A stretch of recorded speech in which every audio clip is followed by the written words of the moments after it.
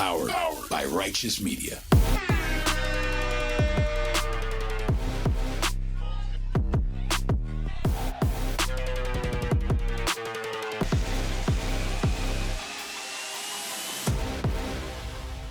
Welcome to Independent Americans. Welcome to episode 348. It's your host, Paul Rieckhoff, and I am back with our special summer episodes to help you get through your August, bringing you a dose of inspiration, impact, and independence from our archives. I'm taking a break this month from new conversations, and I hope you're getting a break too. But as you do, I also want to give you a very important dose of inspiration to help you through these final days of August. Corporal Aaron Mankin served in the Marine Corps and is one of the single most inspiring human beings I have ever met. And we sat down in 2019 inside the Classic Car Club to talk about leadership, to talk about sacrifice, to talk about friendship, and to talk about hope. Aaron Mankin is the kind of independent American that inspires us all. The kind of independent American I hope will run for office one day in his home state of Arkansas, where right now Sara Huckabee is the governor. But imagine a world where Aaron Mankin was the governor of Arkansas. It might be a part of our future. So here it is, my inspiring, candid, very real conversation with one of the most heroic people I have ever met, a man I am honored to call my friend, and a man that I was honored to have join us on this show back in 2019. If you like it, please share it far and wide. Be sure to check out independentamericans.us and, of course, our YouTube page. And enjoy these final days of summer and keep spreading the inspiration. Until next time, enjoy this conversation wherever you are and stay vigilant.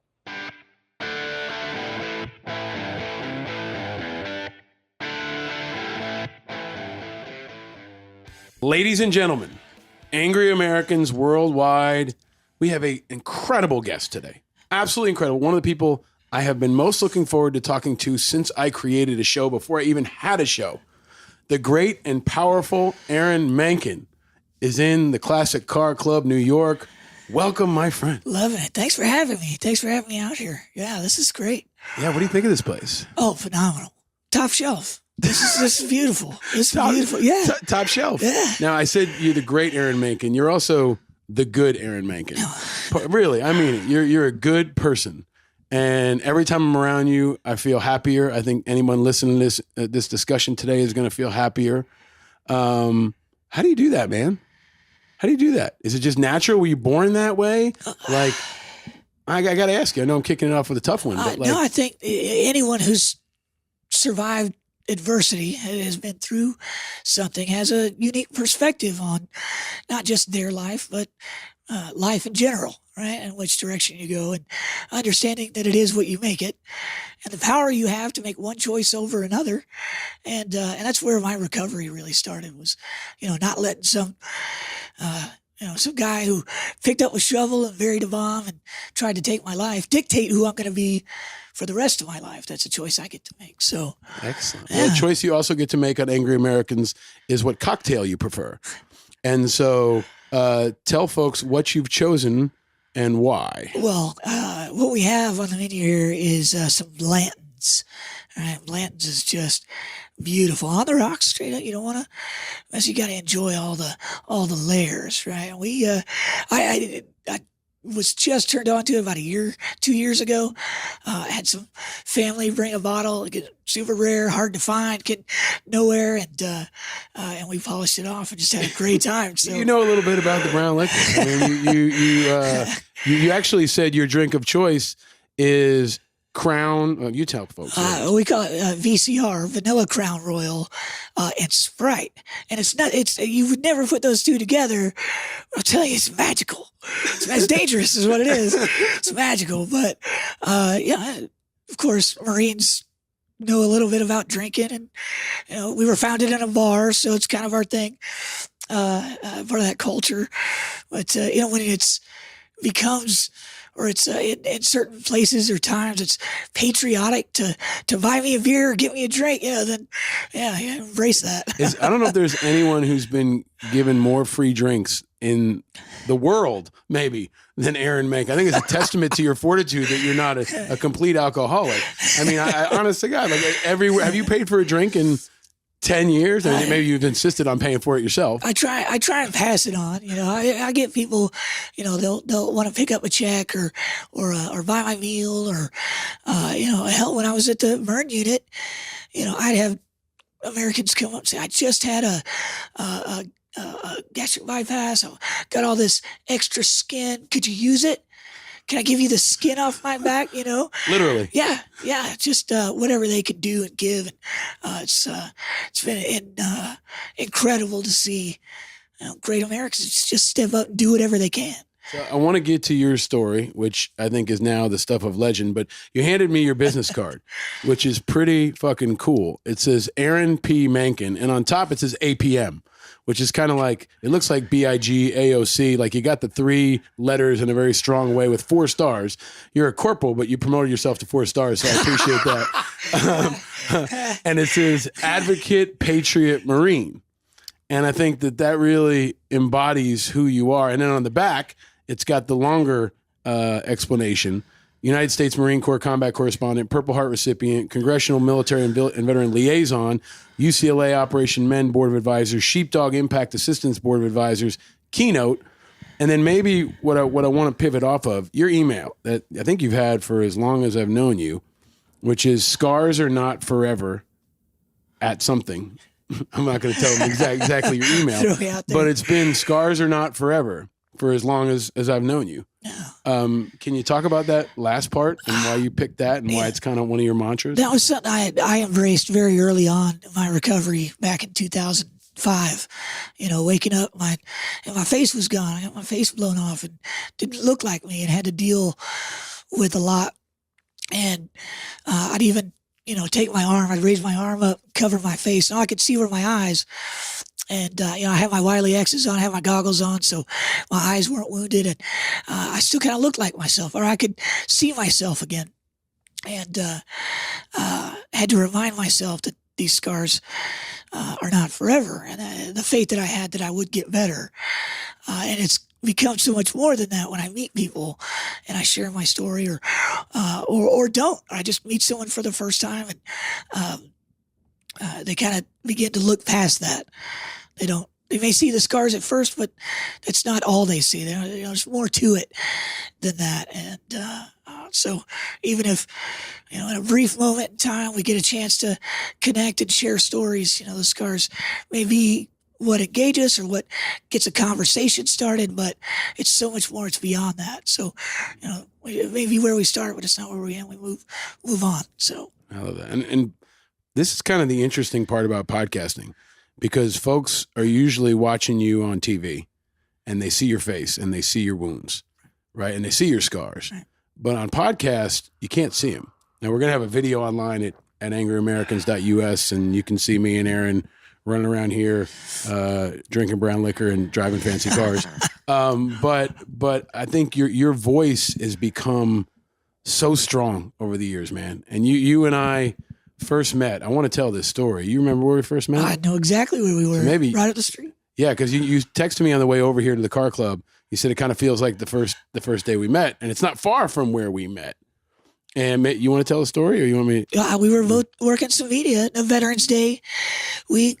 We were on the flight deck at the Intrepid doing, I think, Heidi Collins' show or CNN, and it was freezing. It was fucking cold as hell. So cold. Because, of course, we're out over the water, so there's no...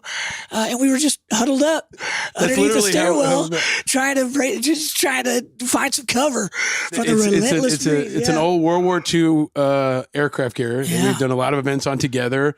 And they had set up CNN on the flight deck. And then Veterans Day is November 11th. Sometimes rarely it's beautiful and sunny. Often it's cold and shitty.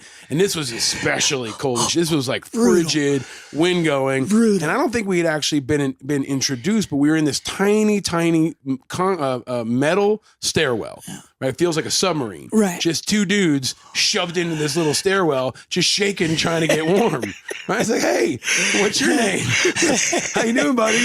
Want to keep me from dying of frostbite? Yeah, because we both had the same idea. Like, hey, let's tuck in here while we're standing around and finding out, hearing your story and connecting with you. And it's just been, man. But you've risen to become an incredible voice for a lot of people beyond the veterans community. You've transcended it. And I want to talk about your journey and the future because I think too often people want to hear what happened to you and they don't want to hear enough about what you think. And I want to hear today about what you think and what you see, because this show is about the precarious state of our American experiment. And it's about people who have shaped the past, the present, and the future. And it's about Americans who are what I call iconic, important, and inspiring. And you were all those things. And I think that this is going to be one of those interviews for people who have never heard of Aaron Mankin before. They're going to look back on this interview and remember this was the time they heard Aaron Mankin, because you're now starting to go beyond the veterans community. And I hope this show can be a part of that. But you're our first person from Arkansas. Hey, there you go. On this show. Now you're legit, right? Now I said person from Arkansas because I asked you on the way in. I want you to explain it. Is it Arkansan? Or how do you refer to someone from Arkansas properly? There's debate within the state on, you've got some people that consider themselves Arkansans. Some people say, Kansas, I don't like to call me Kansas nothing, right? I'm an Arkansasier, right? And so it goes back and forth, but I go either way. What are you teaching the kids? You got 2 kids; they're now getting big. What do you teach them? Are they Arkansans? I think it just depends on who you're talking to. It goes either way. Yeah. So go back to maybe tell people what was it like where you grew up, and why did you join the Marine Corps, okay. And then. You've told this story a million times, but tell it to folks in the way you think they should know it. There I was, right? Let's start with where you grew up. Right. I grew up in beautiful Northwest Arkansas, a city called Rogers. And in Rogers, we're home of Walmart store number 1. It's where Sam Walton got his start. Real big in the community there, home office and all that. Just a beautiful part of the state. You like being outdoors and up in the Ozarks there. It's gorgeous. So growing up, did well in school, was always a decent student, enjoyed debate and competitive speech in school, and meeting future press secretaries, debating. You did? Huckabee was from Arkansas. So she lost to Sara Huckabee. Yeah. So you met her when you were growing up. Oh yeah. I mean, we debated in the same, competitions, right? Wow. Did you ever debate against Sara Huckabee? Oh yeah. How'd you do? We beat her pretty good. I bet you did. I see her up there still choking on her words like she used to. Yeah. Wow. That's amazing. Okay, please continue. Was successful at that. Enjoyed doing that. And thought, after I got out of high school, went to college for a few years. 9/11 happens. The world changes. I feel like this is going to be my generation's war.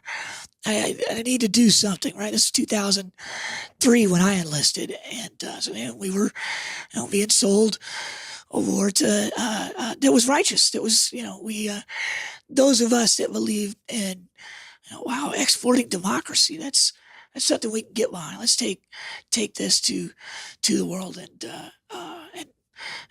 everything else with that. But I thought, what can I do if I'm going to be in the military? What can I do that I do well? Because I wanted to bring, something to the table. I didn't want to just be another pair of boots in the sand. I wanted to contribute or use my skills in a way, give that to my country.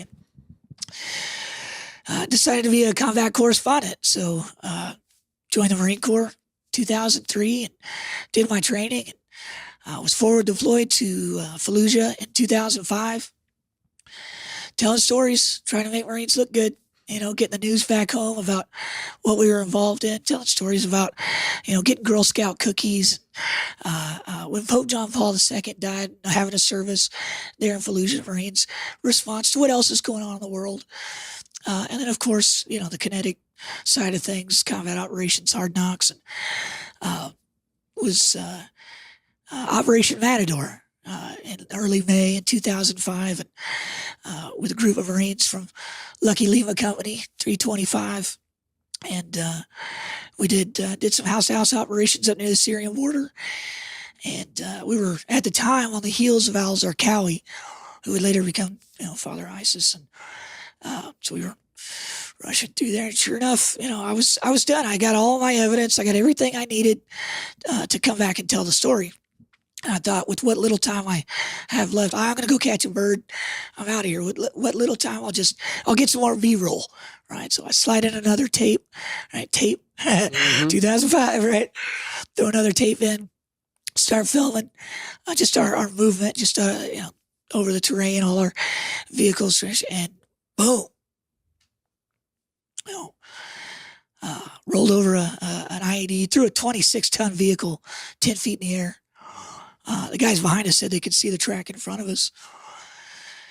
I was from underneath, yeah. Meaning it was so high in the air you could see underneath the 26-ton vehicle. Exactly. Wow. Exactly.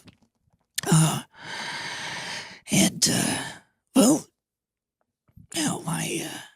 I was standing up in the vehicle. I was exposed from the chest up, so I caught some of the initial blast, but I was so far toward the back of the vehicle that I just got thrown back inside. It was like somebody upended their barbecue and just threw hot coals on me, and it was all raining down, and I see flashes of orange. And then, of course, the panic sits and everything. I just gasped. You realize I got to get out.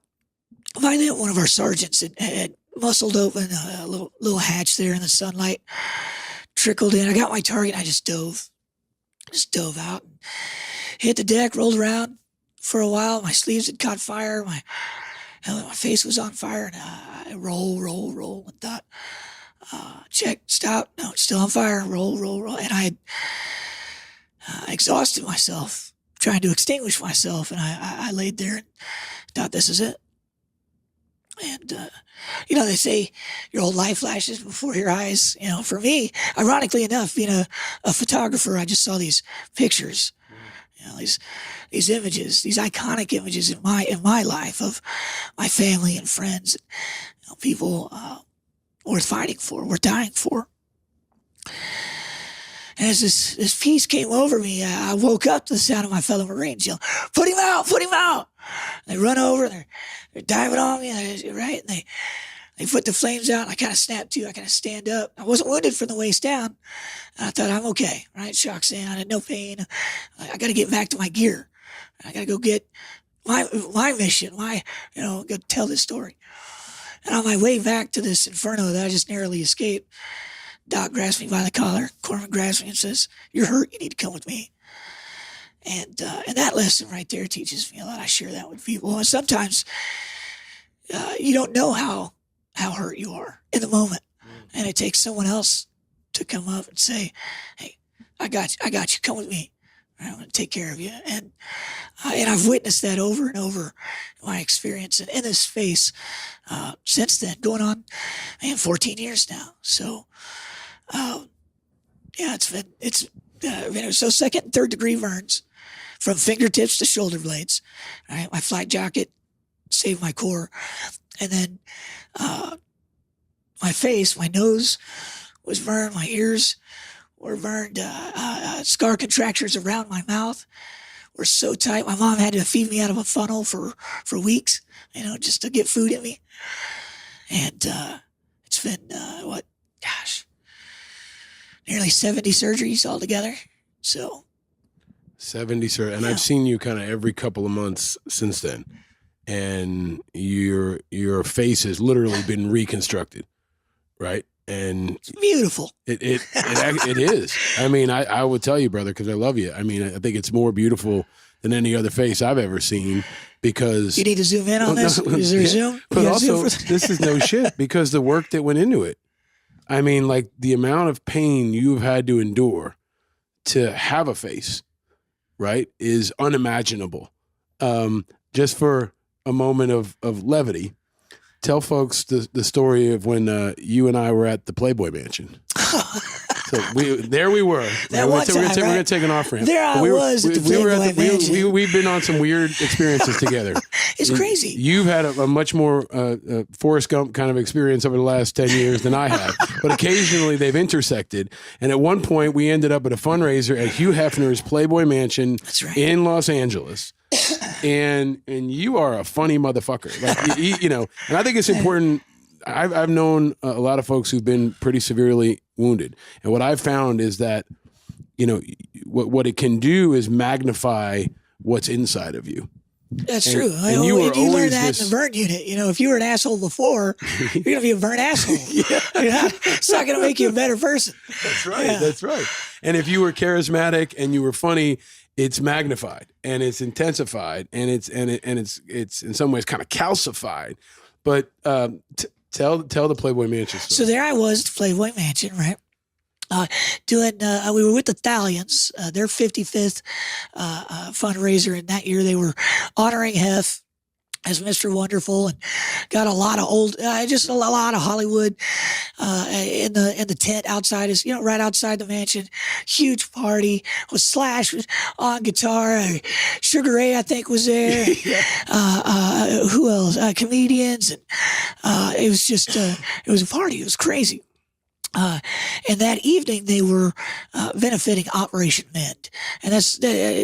I mean, you want to talk about gold standard, you want to talk about excellence, you want to talk about doing it right, or saying thanks, right? You know, I'll talk more about that later. But Operation Mend,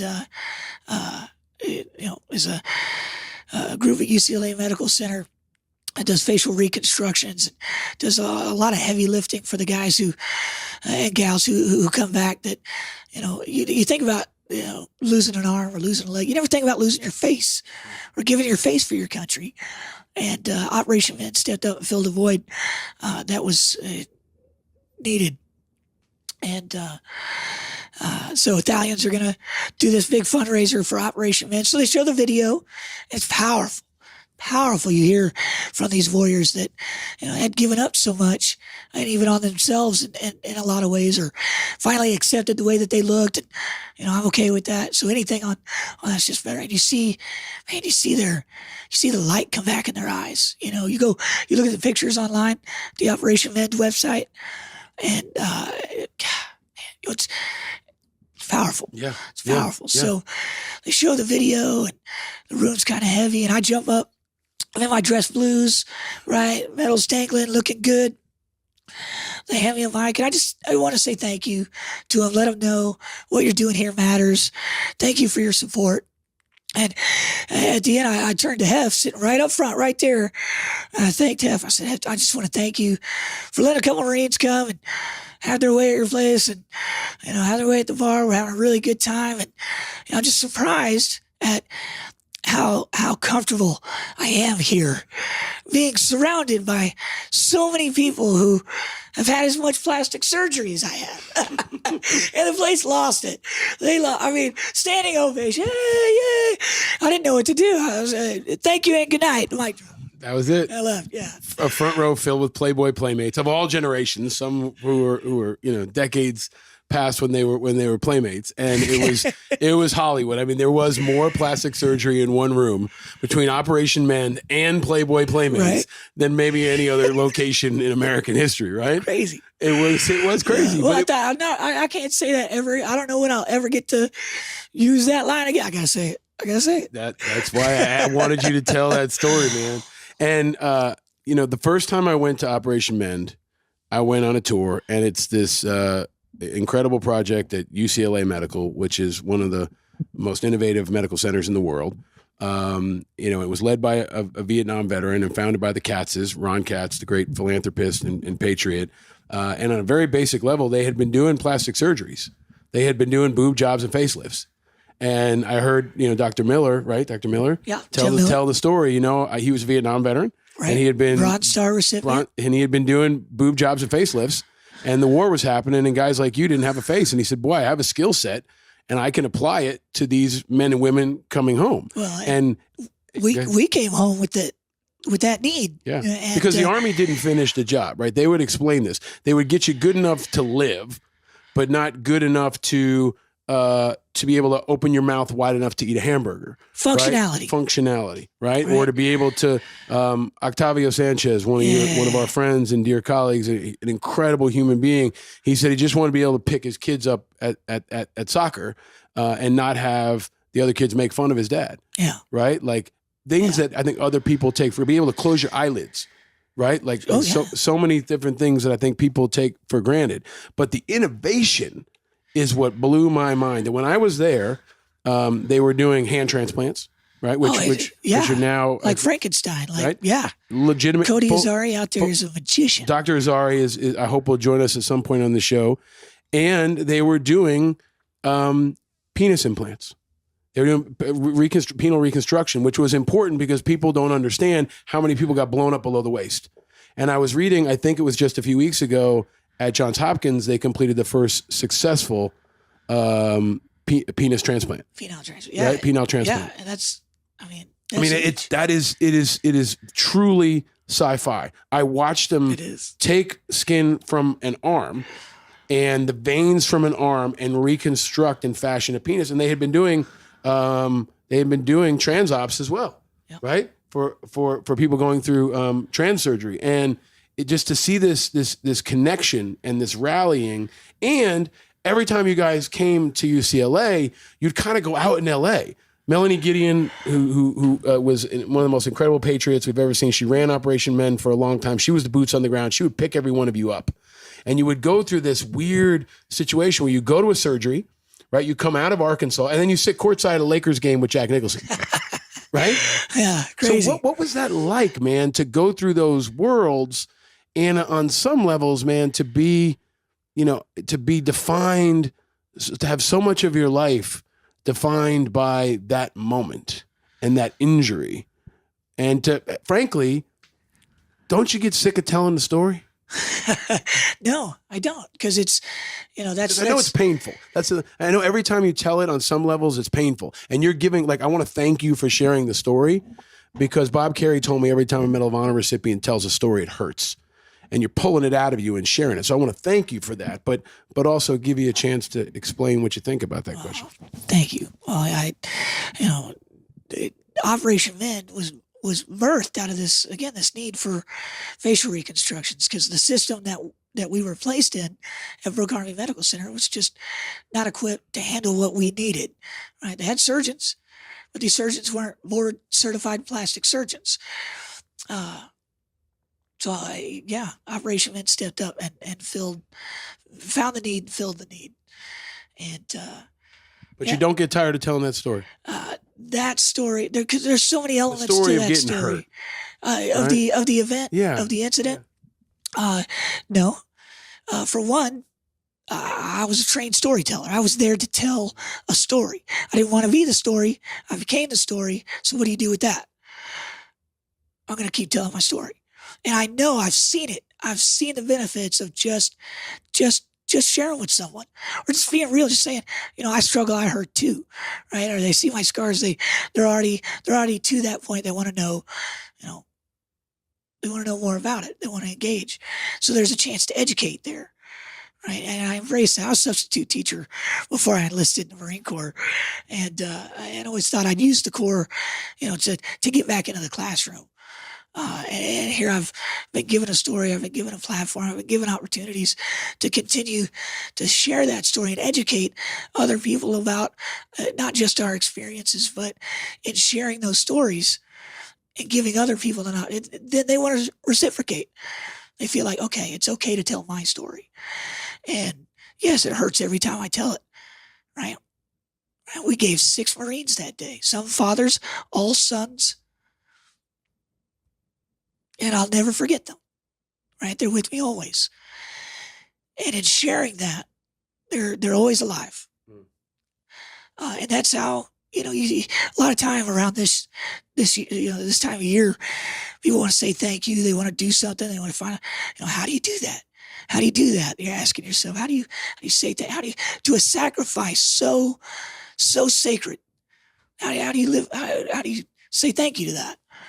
And the answer is simple. You live a life worthy of such a sacrifice, and to embody those beliefs, those core values that we all have as Americans, right? And and coalesce and come together, and there's healing in sharing, right? And knowing you're not alone, right? And I didn't do anything by myself, right? Especially not in the Marine Corps. I didn't go anywhere, do anything on my own, right? And so to come home and almost be expected to, all right, you got this, right? Not me personally, but others, right? Good luck out there. It's just the opposite of who we are. I think anyone listening to this conversation is now going to understand why, if you decide to run for office, yes, that I may have to shut down this podcast, and a lot of folks may have to leave their jobs and go down to Arkansas or wherever you go. I don't want that. No, I really mean it, man, because you've been a rising star for so many years. And I think there's this wave, a small number, you're very unique, but a small number of especially veterans, but not only veterans, who've been through some really tough shit and have come out on the other side and have not gone into politics, right? Like, you very easily could have run for office. You could have, gone into Congress. It's almost an easy route. And I hope that people will continue to try to recruit you for more leadership positions, but you've done a different kind of work in that it's just been a grind, man. You're on so many planes and in so many classrooms and on so many local TV shows. I mean, I've done a lot of interviews, man, but do you have any idea how many you've done over the last decade? No count on it. And our friend Willie Geist was the first ever guest on this show.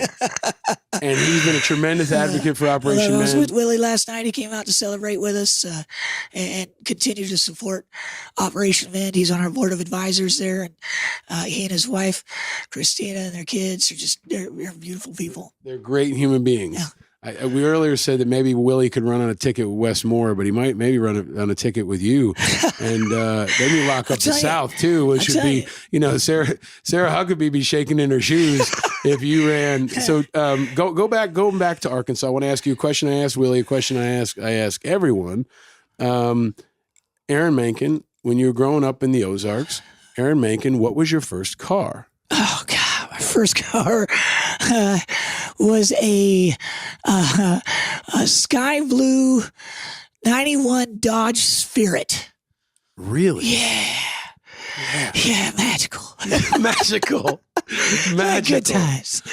Good times. Where did you get it? Do you remember where you got it? I did from a neighbor down the street. A good deal. I paid $1,800 for a first car and drove it till the wheels fell off. Wow. Yeah. Did you drive it to, well, you can't take a car to Marine Corps boot camp, can you? Oh, no. I was in a Jeep by then, but Jeep. Yeah, my Grand Cherokees. I've been in a Jeep ever since. Really? Yeah. Excellent. What color was the interior of your first car? Do you well, that's sky blue on the outside and then kind of a darker blue on the inside. It's kind of smooth. I wouldn't say that. The magical is how you say. Right, the wheel covers, they didn't match. The paint was flaking off in other places. Yep. But man, the guy behind the wheel had it going on. Yeah, he still does. He still does. So you've been through this, mind-bogglingly difficult journey, and I want to ask you, some questions that folks can't see, because I see it. What people can't see is your hand has been injured, and what they can hear is your lungs and your throat have been injured. So can you talk about that, and to whatever extent you're comfortable, where are you in this recovery? You'll be, or maybe you call it something different, but this journey that will never end, right? It will be probably for your whole life, but 70 surgeries. Yeah. And I'd see you sometimes like the couple days afterward. Rough. Right. And it was not like little surgeries. It was they were putting a nose on you. Well, those are surgeries. Right? 70 surgeries where I'd lay on the table. But there's hundreds of procedures in that, right? Because my philosophy was, if you're going to knock me out, I'm going to be down, then do everything. Right? Let's do it all. Yeah. Right? While you're there. Yeah. My hands, scarred throughout. I had extremely limited range of motion. In my left hand, which has now become my dominant hand, because on my right hand, my thumb and index finger have been amputated. My middle and ring finger are affixed in a straight position, and then my pinky has a boutonniere scar contracture that kind of tucks it up a little bit. So, but I can fit it in my pocket. It's a little hypersensitive at times, but I've got plans to get back to Operation Mend and work with some hand surgeons to see if we can improve that. And that's that striving for, what do you need? What can we do for you now? And you have a way of holding the mic that, like, you've held the mic enough that you know how to hold a mic in that, your dominant hand is facing me. Your less dominant hand has the mic kind of ratcheted between your fingers in a way that's really effective. Right. Well, I'm right-handed. Yeah. Right. I had to learn how to not just do everything all over again. Right. Walk, dress myself, take care of it, but then to learn to be left-handed on top of it. That was just the new normal. And over time, right, doing little things, you get pretty good at it. So, and your lungs and your throat and your voice, we can hear it in your voice. Yeah, but those initial inhalation injuries and then constant innovations and that sort of thing can create a lot of scar tissue in the throat. So I've had some surgeries to clean that up, try and get my voice to a more flexible, that sort of thing. But I'm doing so many surgeries, healing up. My kids were young, and I didn't want them growing up in hospitals.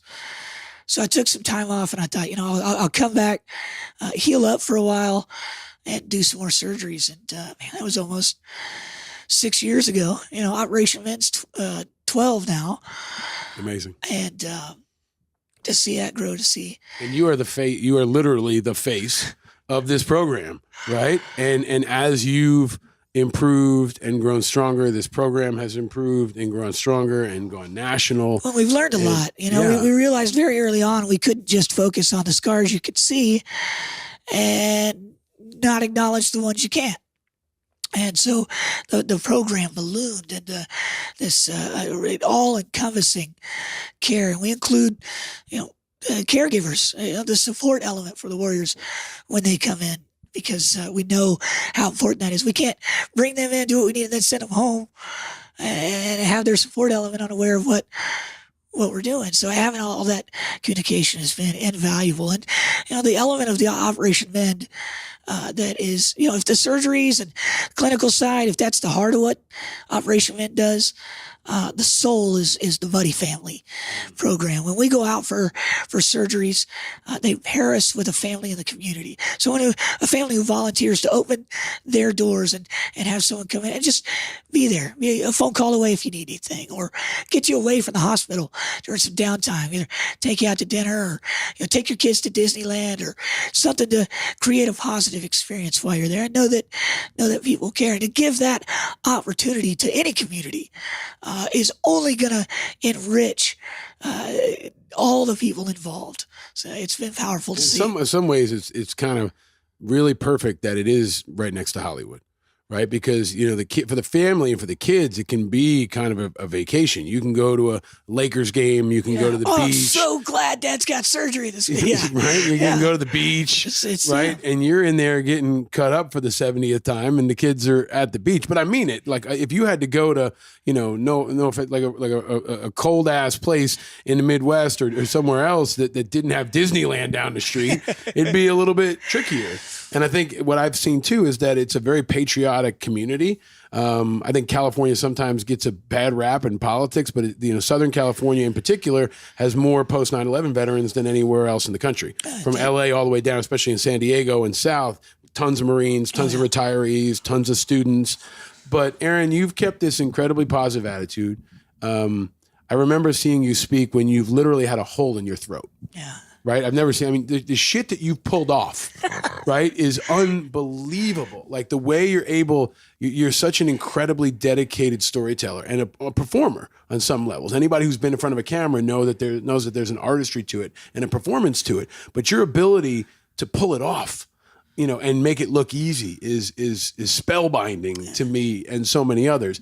But if anybody had a right to be angry, it would be you. This show is called Angry Americans. It's about, what makes folks angry, a lot of things that make everyone angry, but also about turning that righteous anger into something positive.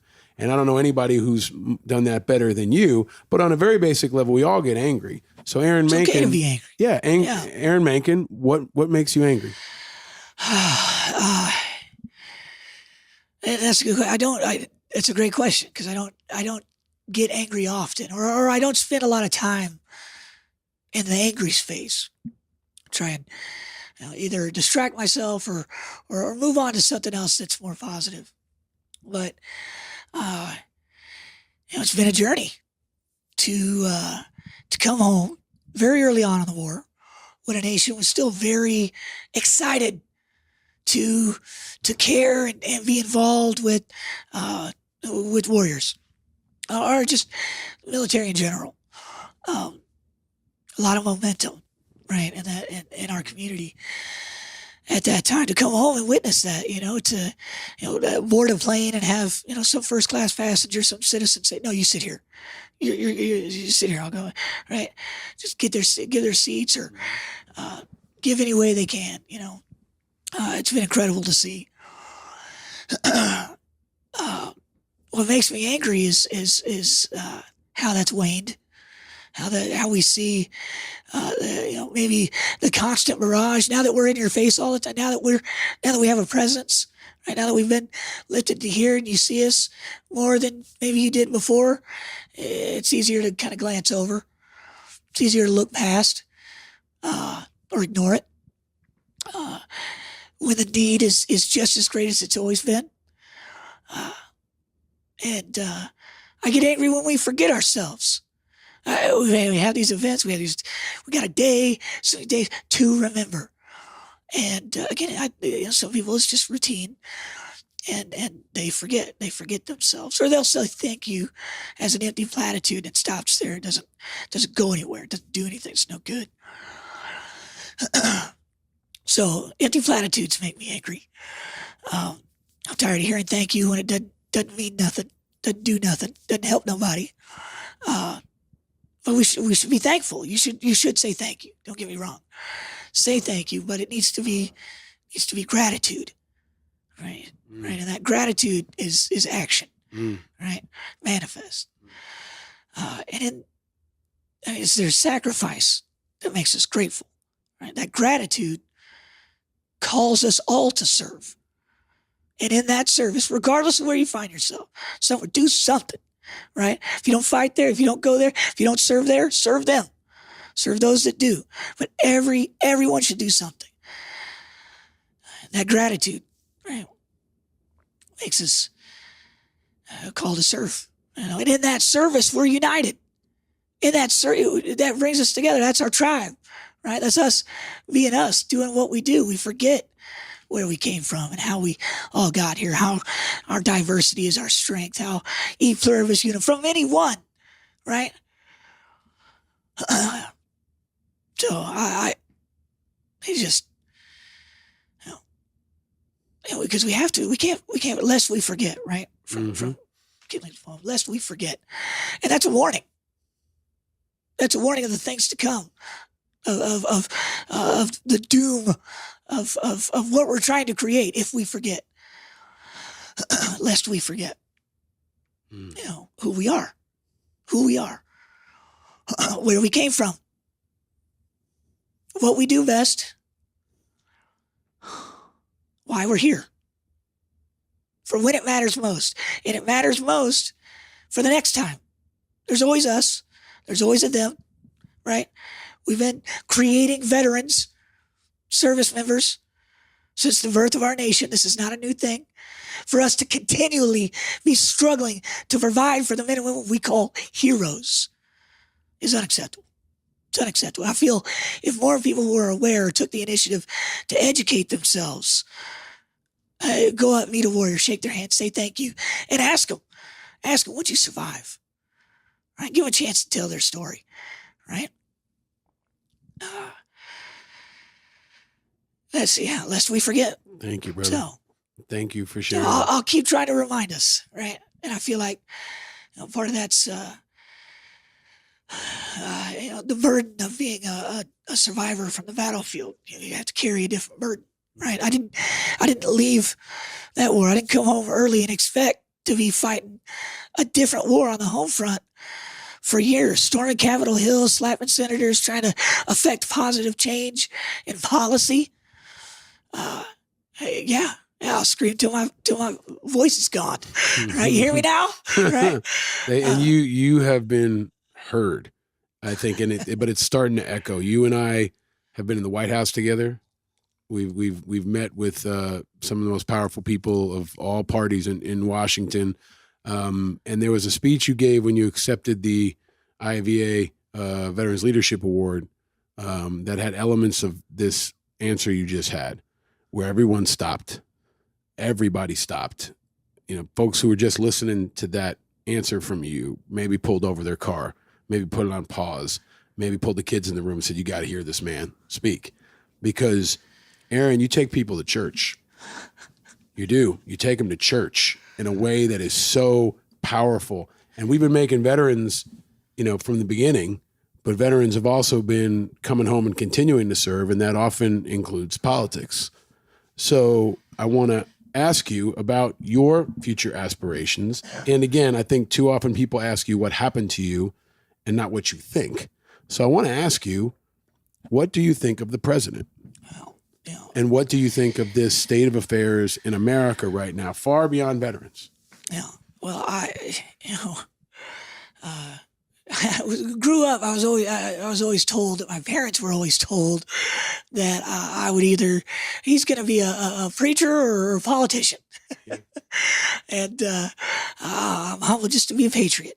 I don't want that job. I don't want to be a politician, and I don't feel called to serve in that way.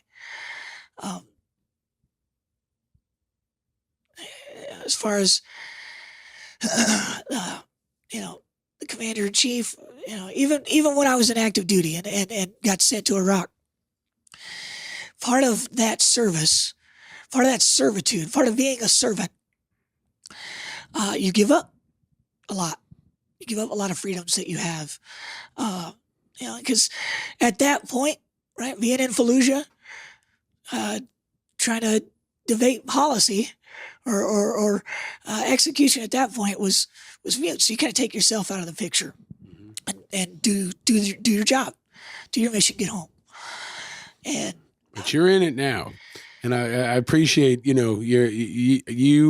I am inviting you to say what you think, and I know you don't get a chance to do that. You may not want to. And I respect that if you don't want to get involved in the political debate. But I think you are a moral conscience for this country at a time where we have a commander-in-chief who is testing the moral fabric of this country. I think regardless of people's political background, they see that.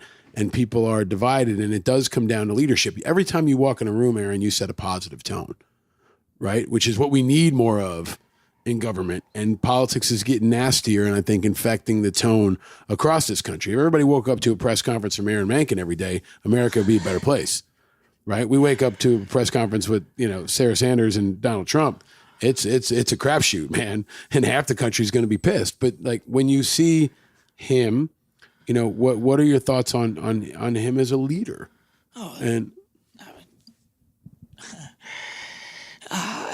My opinion on the president is well, it as a veteran, as a Marine, who's been in this community for so long and seen so much selflessness. It epitomizes who we are. To have anyone at any level of leadership continually make it about themselves does a great injustice to those who right now all around the world are making us proud. And they're not doing it for them. They're not doing it for him. Right? And we have to remind ourselves, again, why we're here. Right? And this grand experiment that we have. And this little blip on the radar, this little moment in history, right? Because I've seen it. I was there. How we are unified. How we can galvanize, right?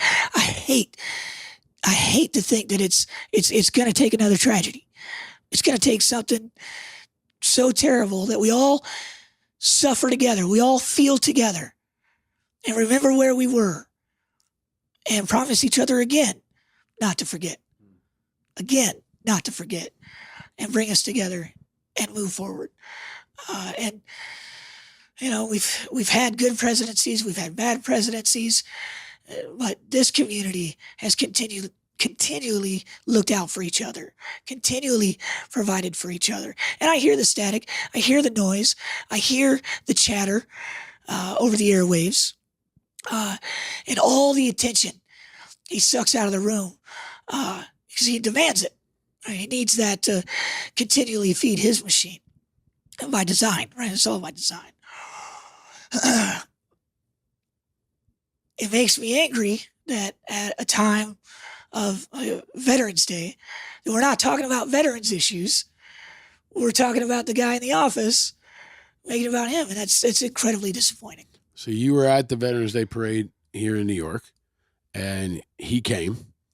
I chose not to go. I chose to boycott the event because I did not want to be politicized. You and I both know that at events like this, oftentimes a politician may grab you, you probably more than anybody, take a photo with you, and politicize you, use you.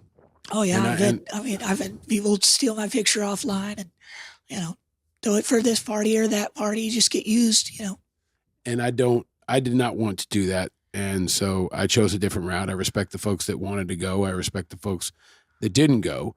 And that was my core issue is like, everybody says, he's a commander in chief, he can come. Well, would you want him at your daughter's wedding right now or your son's wedding? Because think about all the complications that would come with that.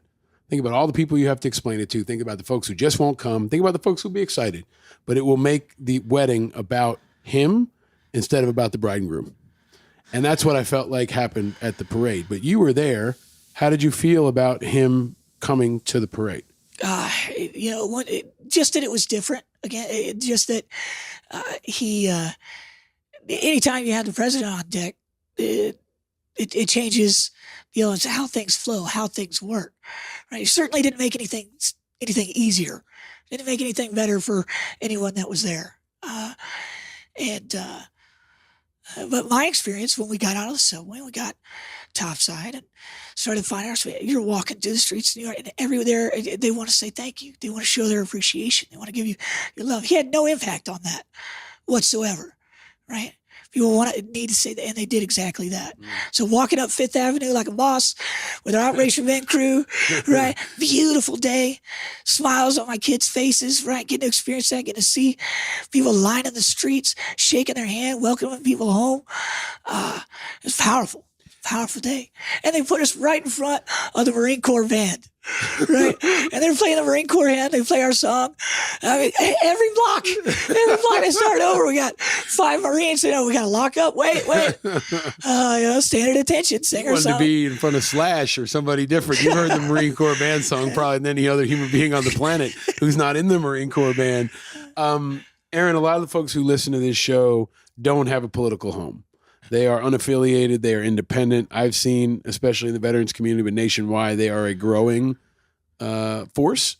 Well, the fastest growing group that I see, people who don't want to be Republicans or Democrats or don't see a leader that they can run behind in Donald Trump or in Bernie Sanders. Well, the whole two-party system's incredibly frustrating. So you and I have talked about this offline, but how do you identify yourself politically? Politically, I'm more of an independent. I having to put labels on this or that. Again, I'd rather see policy. I'd rather see the person, right, and judge their character, right. I remember we used to elect people based on character. Character counts, right. That's what makes a leader a good leader. The characteristics that they have, and a track record of executive decisions that proved successful, right? That had a longevity of success. I want that person to carry us into the future. You are such a great guest to have because a lot of what the country is experiencing right now is pain. Been there. And I think there's an attraction to Joe Biden in particular for some because he can be a consoler in chief, because he's dealt with the loss of his children, because he understands about pain. Yeah. I think Obama was great about understanding and empathizing and communicating pain. George Bush was great about it at times, and Trump has consistently struggled with it. But you are you are an ambassador for helping people navigate pain. in a very important way. It's such a noble and important thing that you do in sharing your story and talking about it. But in those moments, maybe someone on a very, not to dismiss it all, maybe someone's in a dentist chair. Maybe someone has to have a mastectomy. Maybe a mastectomy. Maybe they're going through childbirth. Maybe they're going through the loss of someone close to them. In those really deep moments of pain, how do you get through it? What do you do? Well, I have the benefit of having some really good medications, and then I go, and I'm fine. Pain-wise, right? Yeah. Pain is temporary. Yeah. Pain is temporary. But the but for you, pain has been a constant. Right? It's you have mental armor, right, to deal with the level of pain that you've endured. I don't know if I sat across a man who's endured as much pain as you have, physically and emotional, which is a part of it, and spiritual. Like sure. It's all hard. Sure. So when that pain comes, what do you think? What goes through your head? What's your plan? Well, like we talked earlier, scars are not forever, right? And that takes that ethos, that mentality takes courage. And courage is one of those, especially this time of year, a word gets thrown around. Courage is action again, right? You can be brave, but bravery in action is courage. And you cannot have courage without faith, without believing that this will turn out well. This is going to be okay. And having that vision for yourself. And only you can make that choice. Only you, and that's I think sometimes people just don't know how much power they have. When I speak at schools, I teach our students about, this happened to me. In your life, bombs are going to go off. Something's going to happen. And your life's going to send you in a totally different direction. And you may feel helpless, and it's going to be hard. But trust me, know this. You have more power. You're more powerful than you have yet to comprehend, because you can make that choice, and you're the only one that can. Thank you. I'm just going to keep saying thank you, because at some point, it's just everything you do is a gift of knowledge and wisdom, and we have to be mindful of time and get you to a plane and get you home to your kids. But Aaron Mankin, what makes you happy?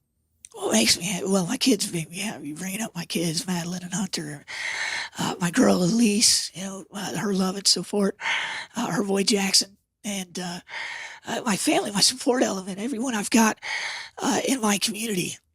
That's since day one, since 5/11, 2005, been praying for me, lifting me up, doing whatever they can to stay engaged. That makes me happy. Being in a room with PJ Clark's last night, surrounded by Operation Men, warriors, and seeing them grow in their recovery, and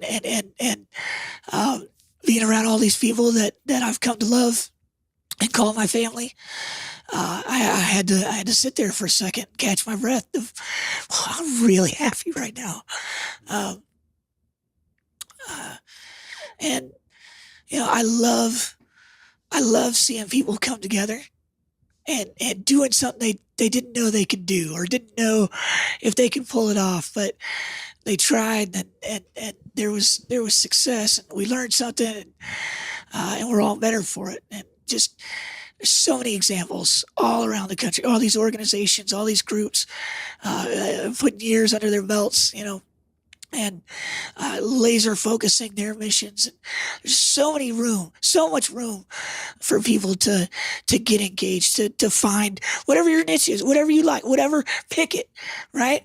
If your thing's education, right? Scholarships, grants, keep these warriors at the top of their game. You can contribute to that. If it's health and sciences, if it's, completing someone's physical, I know a guy, right? Operation, I know a guy. Yep.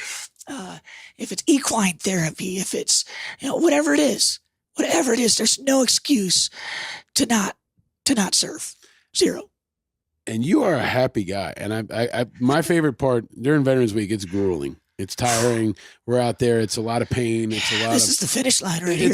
And it's exhilarating, right? But there's something like at the end of it, when you're going for a walk, or you're at the bar, or you're having the phone calls afterward when we get home, it's kind of like the day after the game, right? Because the game goes by and it kicks your ass, and you kind of have to settle in and think about it afterward. But there is no more fun group of people to party with than the Operation Men crew, Shoot. right? And be around Man. your crew, and it's a bunch of people who appreciate the shit out of life. Well, Right, because every day is a gift. And I went to I've been blessed to go to a lot of places in the world. One place I went to was Israel at one point, and I was at a club late at night with a friend who took me there. And Tel Aviv was a great time. We had a great fucking time, and the parties were great, and the music was great, and people were happy, and it kind of surprised me. And my friend turned to me and said, "You know what? You'd party your ass off too if you thought you were going to die every day. If you thought a missile might land on your house." And there was a very basic element of that I've seen in conflict zones, and I've seen in war zones, but I've seen around people who've been through some shit. And I got to give a shout out to Octavio and to Joey Polk and so many others. You were the first, man. Like, in a very difficult thing, you were the first, like, bionic man. You were the first one to go through it, right? You've been through so many things, but the bravery and courage that you demonstrated around that was really important and inspiring. You also like football. I do some football. We talk about some football. You talk party about at the some game, sports. but it's got talking any- about. Please, you got having any a thoughts good on the state time. of affairs in football right now? Not generally, no. I was So busy with other things, and been distracted. I'm a ham and cheese. I'm a Razorback fan, Yeah. and a Green Bay Packer fan. Yeah. Ham and cheese, right? And Did you make that up? That's great. If it's you a just thing. made that up, that's great. Ham and That's who cheese. we are. As if you're in Right. Arkansas. Well, if the Hogs win on Saturday, Yeah. and my Pack wins on Sunday, then Daddy gets some ham and cheese. I love It makes me happy. I love it. I've never heard that before. Yeah. You should coin that. That's like Yeah. a T-shirt, man. That's your vote. That's a very unique voting block for you. You can get together with Jake Wood from Wisconsin, Love Jake. and the two of you together would be a formidable duo on any playing field. But I do want to let you go. Anything else you want to share, man? Just floor is yours for a minute or two on anything that's on your mind. Not about that stuff. Not about being wounded. Anything that's going on in the world that you want to just talk about or share about or. Free floor, right? Yeah, man.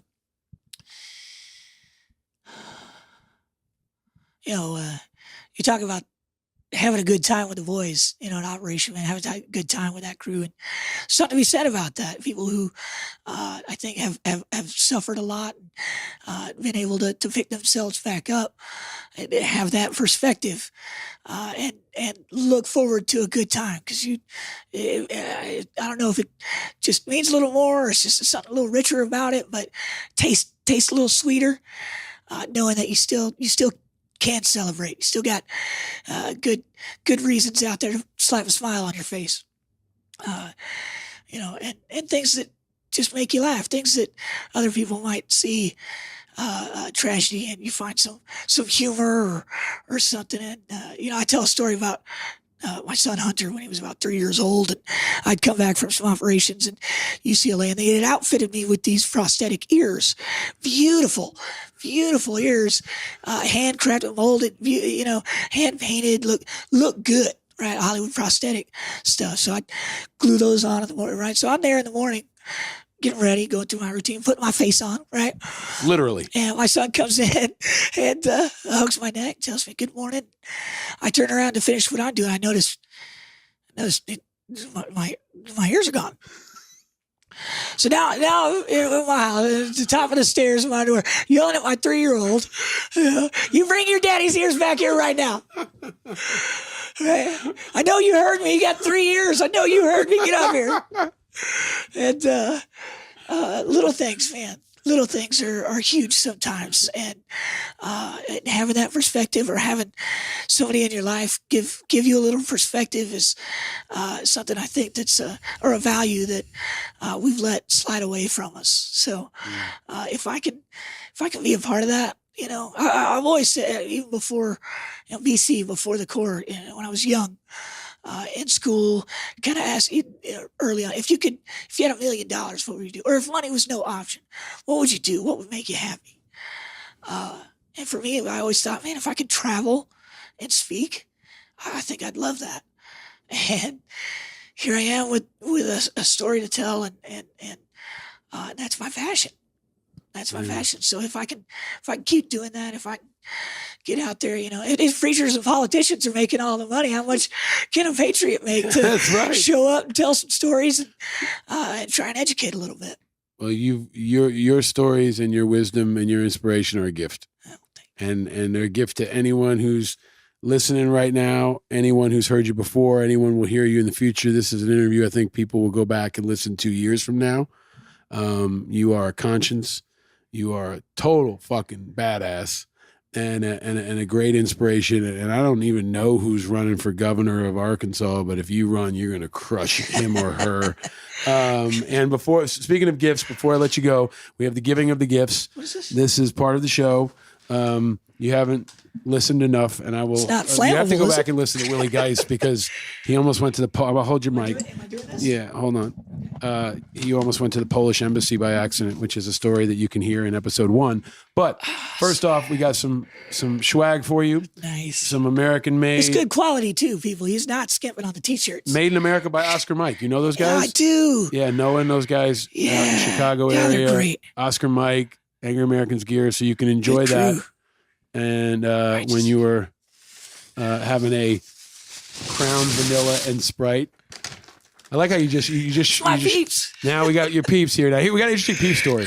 My wife says maybe I should stop doing the peeps question. Might be getting old, but it's always full of surprise. So here's the deal. Tell her I said hello. I will. Give her my She love. loves the hell out of Give you. my man. love. Save She something loves- for yourself. I will. No. The peeps. Hold on. This is the thing. Oh, okay. So pull them out. You got. Usually we have yellow, blue, and pink, but someone stole our stash of yellow here at the car club, which is an issue for another time. Someone stole the yellow. So normally you get to choose. You're shoving them all on your chest, which is amazing. Aaron Mankin, if you had to choose a color, would you choose yellow, which is in absentia here, blue, or pink? Like reaching for a peep on the table, which is the first one I grab. Which, if you had to choose I'll one of these, go with blue. why? It's pretty. There you go. Makes me feel pretty. Yeah. It's pretty and it makes you feel pretty. Yeah. You are pretty. I love it. I love it. I love it. And lastly, we got something special for you. Our friends at Fort Hamilton Whiskey. Oh, wow. Made in New York. Rye used to be made in New York. This just came out. And hold on a second. I'm gonna tell you what it is. Hold this mic Gotcha. for me. This is their new double barrel rye whiskey. And it's pretty badass. This is a blend of straight rye whiskeys. They call it double barrel. It's pretty good, double barrel, because That sounds you're great. double barrel badass.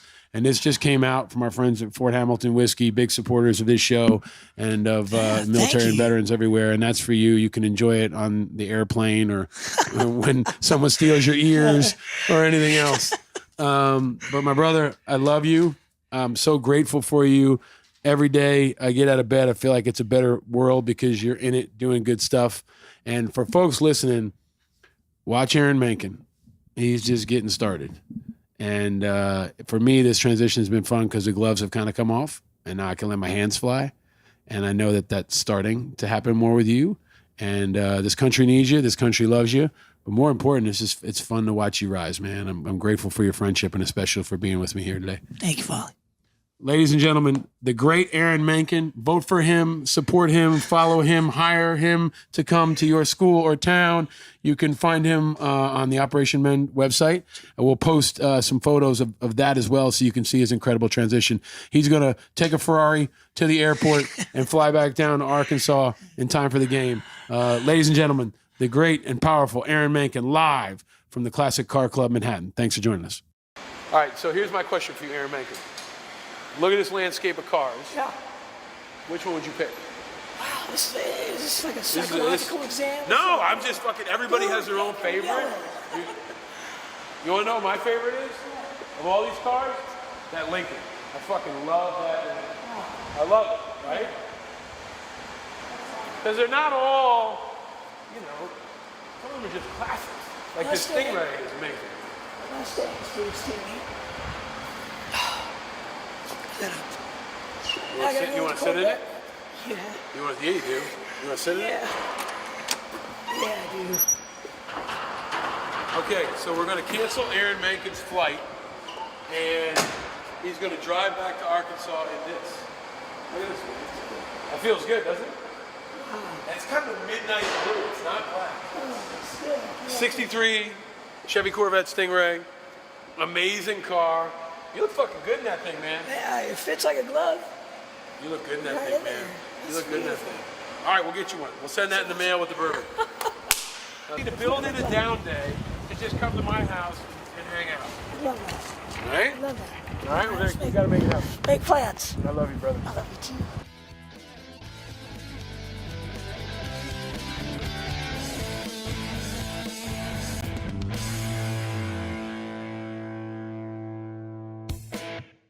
All right, folks, I hope you enjoyed this special episode of Independent Americans from the way, way back machine, from our archives.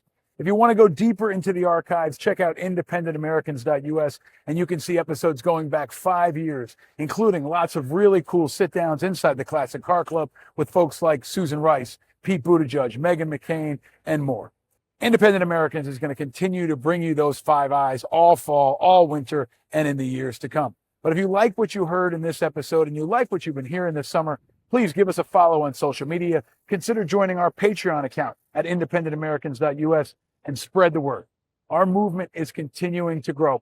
People over party, country over politics, uniting our community and busting up that status quo throughout this summer, into the fall, and into the critical years ahead. Independent Americans is not just about what's happening now, it's about what's happening next. So check us out, spread the word. Wherever you are this summer, know that you are part of a growing movement that is uniting independents from all backgrounds, busting up the status quo, and driving forward a new conversation, a new community, and a new kind of vision for America. That's what we're all about. So if you like what we're cooking, please spread the word. Enjoy the rest of your summer. I'll see you in the fall. And until next time, I'm your host, Paul Rieckhoff. Thank you for listening. Stay vigilant, America. Stay vigilant.